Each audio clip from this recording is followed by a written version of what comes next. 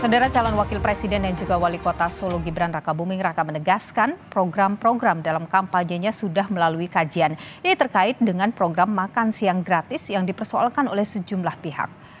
Hal ini ditegaskan Gibran seusai menghadiri upacara Hari Jadi Kota Solo Sabtu siang.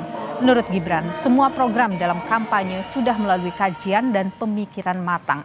Sebelumnya, program makan siang dan susu gratis ramai disentil karena adanya info pendanaan program melalui memangkas subsidi BBM.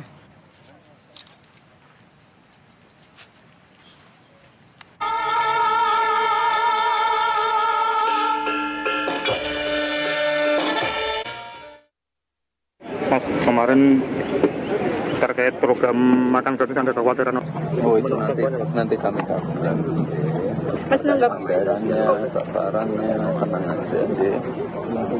Saya belum dilantik udah pada ribut ya. Tenang aja sih. Pokoknya ini fokusnya sekarang adalah perhitungan real count. Untuk yang seperti itu program-program pasti dijalankan, dikaji dengan baik dan bisa bermanfaat untuk masyarakat luas ya. Oke, gitu ya. Merespons isu memangkas subsidi BBM untuk program makan dan susu gratis, Wakil Ketua TKN Prabowo Gibran Edi Suparno membantah. Edi menegaskan Capres-Cawapres nomor urut 2 akan mengevaluasi pemberian subsidi energi agar lebih tepat sasaran sehingga efisiensinya bisa untuk pendanaan program APBN lainnya. Kami tidak akan terlalu jauh dari hasil perhitungan quick count pada hari ini. Gitu. Ya, baik. Banyak pihak yang menanyakan apakah benar Pak Prabowo dan Mas Gibran akan memangkas subsidi BBM. Subsidi energi saat ini nilainya 350 triliun rupiah. Tahun lalu 500 triliun rupiah. Dari 350 triliun rupiah, subsidi energi terbesar adalah untuk Pertalite dan untuk LPG 3 kg.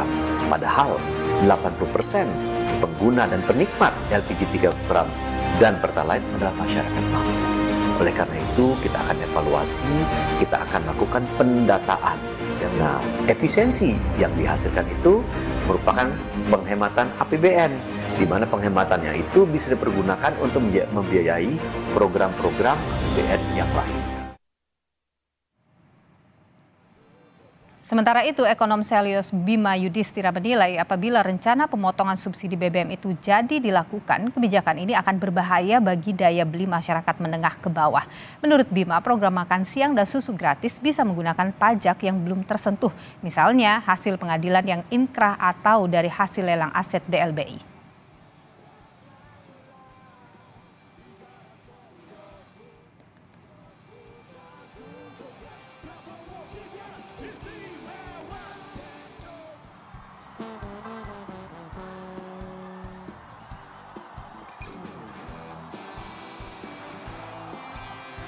Jadi harapannya anggaran makan siang gratis ini tidak diambil dari pos-pos anggaran yang sudah ada, tapi diambil dari penciptaan objek pajak baru, misalnya ada pajak untuk anomali harga komoditas, atau windfall profit tax, bisa juga dari pajak kekayaan, atau bisa juga misalnya dari hasil pengadilan yang sudah inkrah.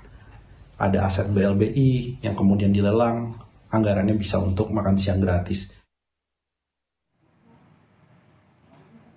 Program makan siang dan susu gratis menjadi sorotan setelah muncul isu rencana pemotongan subsidi BBM demi membiayai program andalan Capres-Cawapres Prabowo Gibran. Dan meski isu ini sudah dibantah, publik mempertanyakan akan dari mana sumber anggaran untuk program makan siang dan susu gratis ini. Kita bahas, saudara, sore hari ini sudah bergabung bersama dengan kami ada Wakil Ketua TKN Prabowo Gibran Edi Suparno, lalu ada Ari Yusuf Amir, Ketua THN Amin, dan juga ada ekonom Indef Tauhid Ahmad. Selamat sore Bapak-bapak, sehat selalu. Selamat sore. Ya. Selamat sore. Selamat sore, Bu.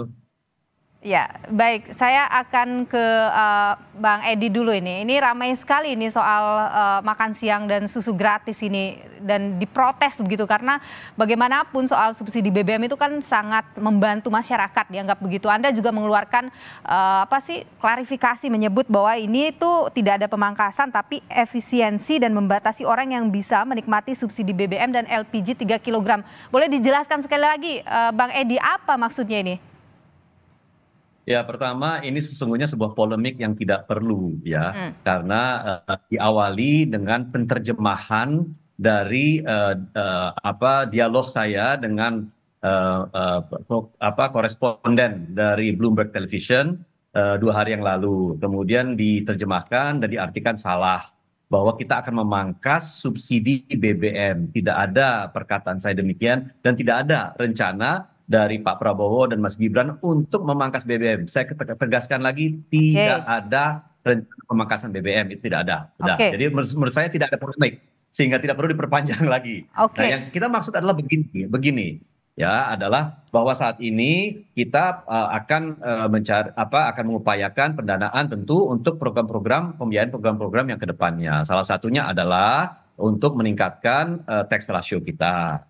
Kedua, kita mengevaluasi lagi untuk melakukan efisiensi terhadap anggaran subsidi, ya, subsidi energi. Tidak ada subsidi BBM, subsidi energi. Nah, subsidi energi kita tadi saya sampaikan tahun lalu itu 500 triliun, tahun ini 350 triliun. Dari 350 triliun itu 63 triliun itu untuk Pertalite. 113 triliun itu untuk LPG 3 kg. Padahal pengguna Pertalite dan LPG 3 kg, 80%-nya itu adalah masyarakat mampu. Jadi akhirnya kan kita membiayai masyarakat mampu. Kalau sampai kemudian kita bisa mengevaluasi data, membuat sebuah payung hukum agar ada aturan yang jelas-jelas membuat kriteria siapa yang berhak atas energi bersubsidi itu, Pertalite dan LPG 3 kg, tentu subsidi energi kita kan tidak sebesar sekarang, menciut. Nah, penciutan ini, penghematan ini tentu adalah penghematan APBN yang bisa kemudian dipergunakan untuk membiayai program-program APBN lainnya. Itu konteksnya. Jadi konteksnya adalah mengevaluasi, kemudian melihat di mana kita bisa mengefisiensikan sehingga efisiensi yang ada itu kemudian merupakan penghematan APBN yang bisa dipergunakan untuk membiayai program lain. Tidak ada rencana untuk kita kemudian memangkas subsidi BBM, tidak ada sama sekali. Saya pimpinan Komisi 7 DPR RI, jadi saya paham sekali mengenai subsidi BBM itu. Saya ke Pak Tauhid. Pak Tauhid, efisiensi itu kuncinya. Jadi nanti yang terima subsidi BBM yang tadi disebut banyak digunakan oleh menengah itu dievaluasi lagi supaya benar-benar yang butuh yang dapat. Bagaimana Anda melihat skema itu? Ya, ada ya, kalau kita merujuk pada kata efisiensi, dua hal yang saya lihat. Yang pertama, tentu saja yang tidak berhak itu tidak akan mendapatkan alokasi lagi, begitu ya. Artinya secara volume, kalau katakanlah tadi 20% yang berhak, berarti kan ada pemangkasan 80% dari volume subsidi. Jadi yang 20% yang tetap, yang 80% tidak menerima. Misalnya katakanlah kendaraan roda 4 gitu ya. Artinya memang kendaraan roda 4 tidak dapat ya. Itu yang kemungkinan yang saya tangkap dari apa yang disampaikan oleh Pak Edi. Tentu saja ini serta-merta akan menyebabkan ya sebagian masyarakat pasti akan terdampak dengan situasi ini begitu ya. Jadi seperti yang kedua adalah berkaitan dengan kondisi nanti, dampaknya tentu saja yang harus dipertimbangkan dengan situasi proses efisiensi tadi adalah tentu saja bagaimana ini bisa tidak terdampak pada inflasi maupun angka kemiskinan. Karena kalau katakanlah nyatanya bahwa nanti tidak banyak masyarakat yang yang biasanya mendapatkan subsidi atau tidak mendapat subsidi, itu juga terdampak pada masyarakat yang sedikit di atas garis kemiskinan begitu. Hitungan kami itu ada sekitar 5,7 juta orang yang sedikit di garis kemiskinan ya. itu juga terdampak kalau misalnya mereka tidak mendapatkan subsidi BBM. Nah ini yang ya saya kira harus hati-hati ketika ada efisiensi tetapi 80% akhirnya tidak dapat begitu. Nah ini yang saya kira prosesnya harus dijaga, jangan sampai justru barang itu langka di lapangan, menimbulkan konflik sosial di masyarakat. Oke, bagaimana menjamin itu Pak Edi? Karena Bang Edi ya, kalau kita lihat ada inflasi, ada angka kemiskinan, karena kan ada juga masyarakat berada di antara kalau tidak didorong dengan subsidi tadi kan tidak terjadi daya dorong beli daya beli di masyarakat tidak terdorong juga. Bagaimana menjamin itu? Ya pertama pengguna dari BBM bersubsidi, LPG 3 kg bersubsidi itu adalah masyarakat mampu 80%. Ada yang punya mobil 2, ya kalau pengguna solar itu adalah truk-truk pertambangan, truk-truk perkebunan yang notabene dimiliki oleh pengusaha-pengusaha besar dan mapan. Ya, jadi itulah yang ingin kita ciutkan ya. Kita betul-betul ingin membuat right sizing daripada subsidi energi kita, khususnya di bidang Pertalite dan LPG 3 kg. Karena jangan salah, LPG 3 kg itu sekarang dikonsumsi bebas oleh kafe, oleh restoran, oleh pengusaha-pengusaha menengah ke atas ya, bukan untuk masyarakat kecil, UMKM, yayasan-yayasan gitu. Tidak. Jadi ini yang saya kira perlu ditata dan saya yakinkan tidak akan ada kelangkaan. Ini saya pikir kita harus hati-hati dalam kemudian menyatakan bahwa ada potensi kelangkaan. Tidak akan ada kelangkaan BBM karena kita mampu bisa memenuhi BBM sampai hari ini pun kita mampu penuhi. Yang nanti akan terjadi tentu akan ada migrasi. Migrasi pengguna BBM yang tadinya mereka bebas menggunakan BBM bersubsidi, LPG 3 kg sekarang menjadi terbatas. Pak Edi begini, di saat ini harga-harga juga sedang menaik begitu ya. Kedua, kita selalu punya masalah dengan data, bahkan bantuan pemerintah yang diberikan kepada masyarakat sekarang saja juga ada yang tidak tepat sasaran. Bagaimana kemudian akan memastikan itu? Kita akan jawab usai jeda, tetaplah bersama kami di Kompas Petang. Kita lanjutkan perbincangan kita sore hari ini, saudara. Saya ke Pak Tauhid dulu. Pak Tauhid, Anda menganggap ini realistis nggak sih untuk digolkan? Ya, saya kira begini, kalau dilakukan secara serentak ya, saya kira ini akan tidak realistis ya. Kalau misalnya ini bertahap, misalnya pengalaman kita ya untuk mengurangi subsidi dulu premium itu kan dilakukan secara bertahap, tapi muncul Pertamax begitu. Nah, yang saya khawatir adalah tadi premium mulai langka, akhirnya hilang begitu ya. Sama ini juga nanti Pertalite juga akan mulai langka, akhirnya masyarakat berpindah migrasi secara disengaja untuk melakukan migrasi katakanlah misalnya ke Pertamax Green begitu ya. Tapi problemnya tidak menyelesaikan masalah untuk ketidaktepat sasaran tadi selama modelnya adalah subsidi pendekatannya lah kendaraan begitu. Lain kalau hanya pendekatannya ke orang, tapi lagi-lagi syarat pendekatan subsidi ke orang adalah data yang benar-benar menggambarkan kebutuhan masyarakat 10% terbawah. Jadi model itu yang kemudian bisa dilakukan walaupun ini perlu tahapan begitu. Artinya apa? Kalau kebutuhan pendanaan ini untuk makan siang dan susu gratis ya tidak bisa serta-merta dilakukan dalam waktu cepat, apalagi sumber dananya mengandalkan subsidi yang kita tahu sangat dipengaruhi oleh indikator nilai tukar, indikator harga ICP, maupun volume kuota subsidi itu sendiri, apakah jebol atau tidak. Misalnya volume solar ya hampir 20-an, yang Pertalite juga hampir sama, total hampir 40 sampai 50 juta kiloliter yang harus kita pertimbangkan, begitu harus tersedia di masyarakat. Kurang lebih begitu.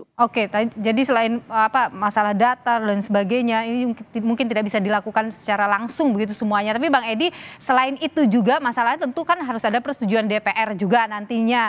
Nanti jangan-jangan jadi perdebatan lagi di DPR. Belum lagi dari oposisi misalnya, kalau PDIP nanti mengambil posisi sebagai oposisi. Bang Edi. Masih termute ya Bang Edi, maaf. Saya rasa teman-teman di DPR itu sangat realistis ya, apalagi kalau kita melihat subsidi ya. Kita pun sekarang merasa bahwa subsidinya tidak tepat sasaran, masih banyak yang bisa kita perbaiki. Sehingga saya meyakini bahwa ketika kita datang dengan sebuah proposal, usulan untuk melakukan penyesuaian, dan penyesuaian itu adalah tujuannya untuk membuat subsidi tepat sasaran, saya kira itu pendukungnya akan banyak ya, karena secara logis itu menguntungkan APBN kita yang meringankan beban anggaran kita. Kedua, juga perlu saya sampaikan di sini, segala sesuatu itu tentu tidak bisa dilakukan seperti kita membalikan tangan. Harus ada progres, harus secara bertahap ya, harus melalui proses sosialisasi kepada masyarakat agar masyarakat tahu bagaimana kemudian kita melihat beberapa 2 tahun yang lalu ketika Pertamina kemudian melakukan pengurangan dan penghapusan daripada premium itu dilakukan secara bertahap. Dan kemudian di daerah-daerah tertentu, ya di kota-kota tertentu, itu premium ditiadakan sama sekali dan dihadirkan Pertalite. Dan itu ternyata berjalan dengan baik. Jadi saya kira saya bisa membayangkan kurang lebih seperti itu nanti penerapannya ke depan. Jadi melalui sosialisasi, melalui progres perkembangan yang ada. Kalau misalnya ternyata ada penolakan yang begitu besar terkait dengan hal ini, bagaimana itu? Artinya programnya nggak bisa jalan begitu dilantik dong ya? Saya akan heran juga kalau masyarakat yang mampu ya ternyata menolak itu, apalagi yang punya 2 mobil, 3 mobil, pengusaha-pengusaha besar yang sekarang truk-truknya itu menyedot ya diesel solar kita secara masif ya. Saya justru akan meragukan itu kalau mereka sampai menolak, karena memang saat ini mereka menikmati sekali ya BBM bersubsidi tersebut. Pak Tauhid, terakhir, Anda membaca akan terjadi penolakan tidak ketika misalnya ada efisiensi tadi kalau tidak mau dikatakan pemangkasan subsidi? Ya, saya kira terutama bagi kendaraan roda 2 ya, karena masyarakat miskin di bawah itu berada di sana ya. Data kami menunjukkan masyarakat menengah bawah itulah yang kemungkinan akan terdampak ya.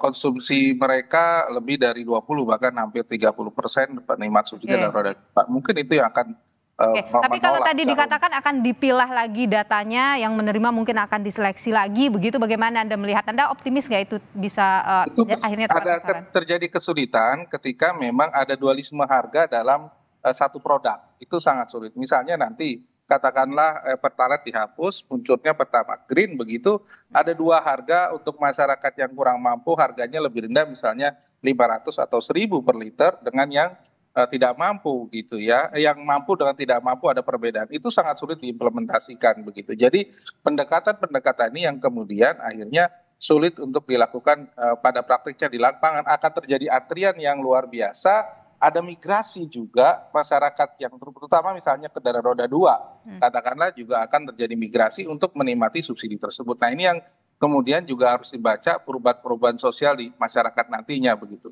Tapi ini Anda. Tapi saya begini, mohon maaf ya, saya mungkin potong sedikit ya.